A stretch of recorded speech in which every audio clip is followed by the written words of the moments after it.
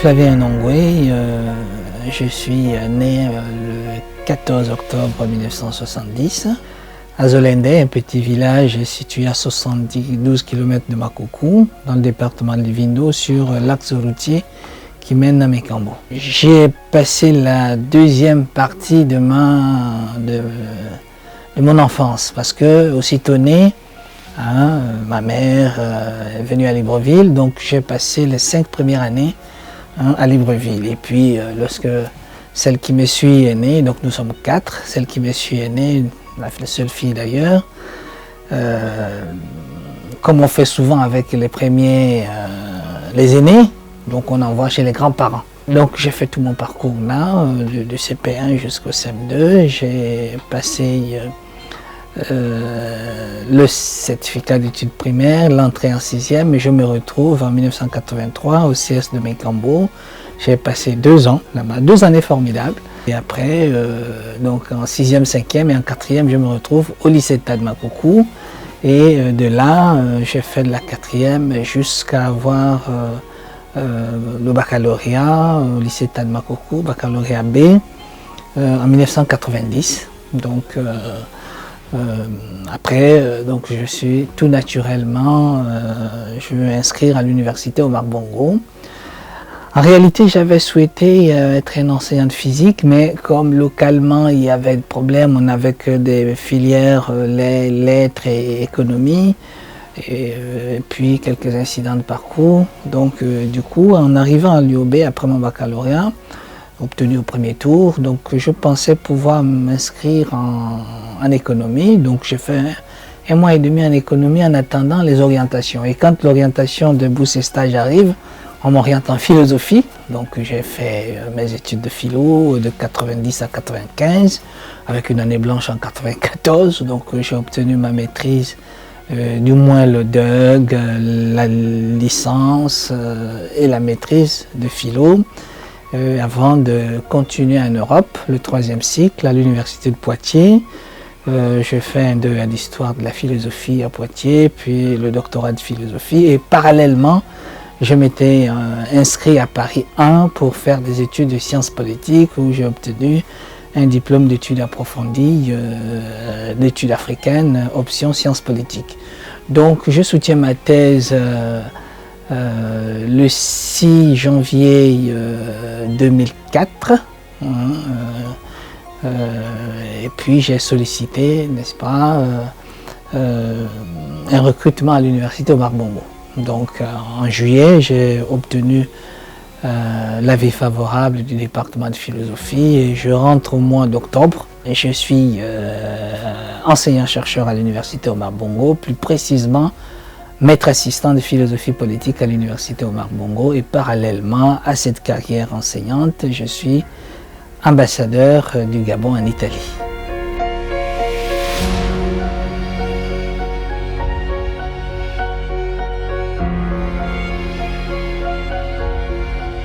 J'ai mené une double carrière universitaire et carrière administrative, parce que quelques mois plus tard, je suis nommé chef de service de la scolarité.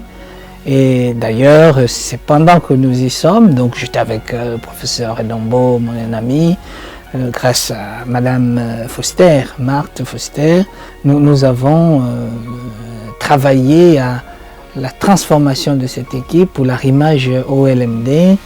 D'ailleurs, ce qui était un motif de raillerie de la part d'un certain nombre de collègues, comment quelqu'un de diplômé ou si haut diplômé, docteur, va accepter d'être un chef de service. Mais bon, pour moi, ça ne disait pas grand-chose. Et l'expérience va durer jusqu'en 2006. Entre-temps, j'avais écrit un ouvrage avec le professeur Satanga, qui s'intitulait « L'Afrique existe-t-elle ?» que je n'avais pas connu par le passé. Donc, je me suis retrouvé à la Fondation Raponda Walker, et puis de fil en aiguille, on a trouvé un centre d'intérêt pour écrire cet ouvrage-là théorique. Et lui, il était secrétaire général de l'université, le professeur Mbot était recteur, et puis à l'été, donc au mois d'août 2006, donc il est mis fin à leur fonction à l'université et il est nommé haut représentant à la présidence de la République chargé des relations internationales. Et puis un jour, il me pose la question de savoir si j'étais intéressé d'intégrer son cabinet, car il en avait un. J'ai hésité pendant une semaine, 2 semaines. Je lui ai dit, bon, je vais d'abord demander à mes parents, parce que j'étais encore chez mes parents, du côté de Plein-Niger. Et puis il s'impatiente, il dit, mais qu'est-ce qui se passe, ce jeune homme? J'ai dit, ah oui, mais à la présidence. Il dit, ah, mais toi, si tu crois aux histoires de la présidence, je dis oui, mais... Donc finalement, je lui ai donné mon accord. C'est comme ça que je suis nommé chargé de mission du président de la République, affecté comme directeur de cabinet adjoint de haut représentant chargé des relations internationales. C'était sous Omar Bongo en 2006. Donc j'ai fait 3 ans pendant la période de Omar Bongo. Et c'est là que je commence à m'occuper des dossiers vraiment de relations internationales, notamment la crise centrafricaine. Évidemment, je faisais un peu les rapports des réunions lors des négociations et puis m'occuper de l'intendance.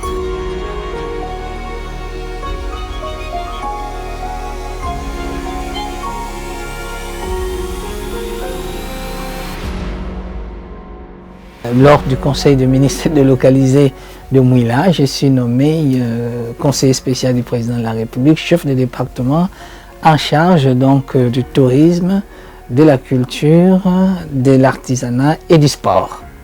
Et je vais passer 5 ans comme conseiller spécial chef de département de 2011 à 6 ans à 2017. Année au cours de laquelle je suis nommé après les élections présidentielles de 2016, précisément je crois au mois de février 2017, je suis nommé ambassadeur au représentant du Gabon en France. Mais entre-temps, en 2013, j'étais déjà nommé dans le cadre de la francophonie, le représentant personnel du président Ali Bongo auprès de l'OIF. Et donc voilà comment, en juin, donc, je quitte Libreville pour m'installer à Paris comme ambassadeur du Gabon en France. Et j'ai vécu 3 années et demie, comme vous le savez, c'était après les élections, c'était un contexte très chahuté, et c'était sportif. Et bon, je pense que j'ai pu faire ce que j'ai pu, en tout cas l'histoire en jugera. Je suis resté 3 ans et demi, et au mois d'octobre, donc il est mis fin à ma mission, donc je suis rentré le 7 octobre 2020 et le 20 novembre, le président de la République décide de me nommer en Italie. J'ai passé mon moment avant de prendre mes fonctions et j'ai pris mes fonctions le 4 octobre 2021 et ça fait donc 6 mois que je suis ambassadeur en Italie.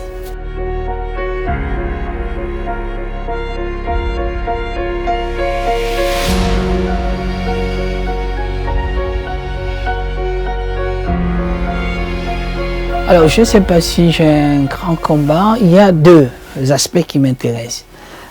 Évidemment, dans mon métier en tant qu'enseignant, c'est vraiment de travailler à former, à ce que les jeunes Gabonais soient formés le plus correctement possible pour répondre aux défis de la vie professionnel. Et ça, c'est malheureusement, on constate que de plus en plus le niveau baisse, ainsi de suite. Ça, c'est vraiment le premier aspect.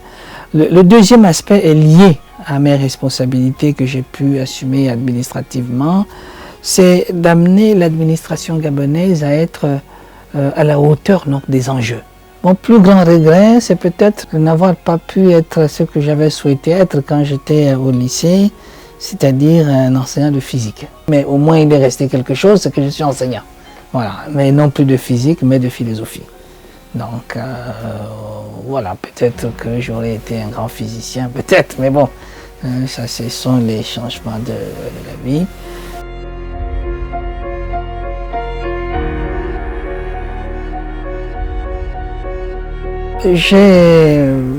eu une relation très forte avec mon grand-père.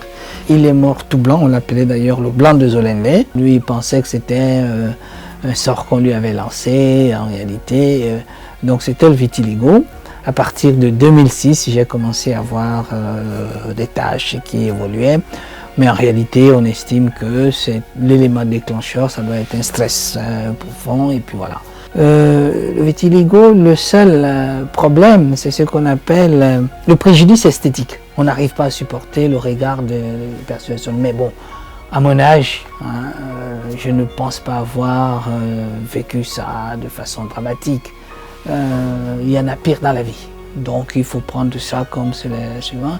Le préjudice esthétique, c'est pas aussi grave que ça. Le regard des autres, vous savez, si on devait pouvoir s'en occuper, on ne vivrait pas.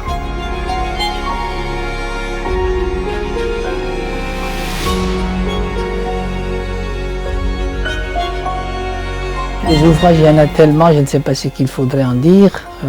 D'abord, sous ma plume, il y en a 2 qui sont des recueils d'articles de presse, Au petit déjeuner de l'esprit, et puis tout récemment, donc publié en 2015, et tout récemment, donc l'année dernière, en 2021, Philosopher hors les murs. En 2006, entre-temps, j'avais déjà publié avec le professeur Guiroussa Tangarignou, L'Afrique existe-t-elle?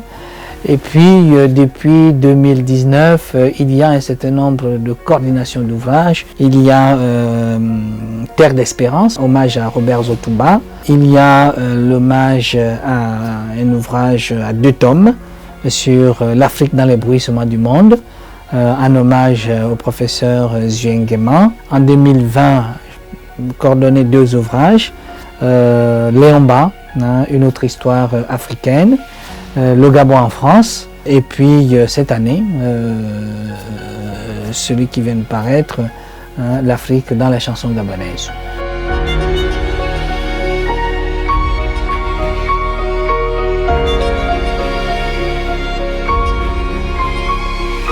Pour les internautes, vous savez, c'est un outil formidable, mais on doit faire le meilleur usage possible, notamment pour faire reculer le périmètre de l'ignorance, parce que ça nous donne des perspectives pour apprendre, etc. Mais les usages pernicieux, parce que ça peut aussi donner lieu à beaucoup de débordements, mais je pense que ça, il faudrait pouvoir ne pas s'y attacher. Voilà. Alors le mot de fin, c'est de vous remercier, en espérant que ce portrait aura participé d'une manière ou d'une autre à jeter une petite lumière dans ma modeste vie. Et je vous en remercie.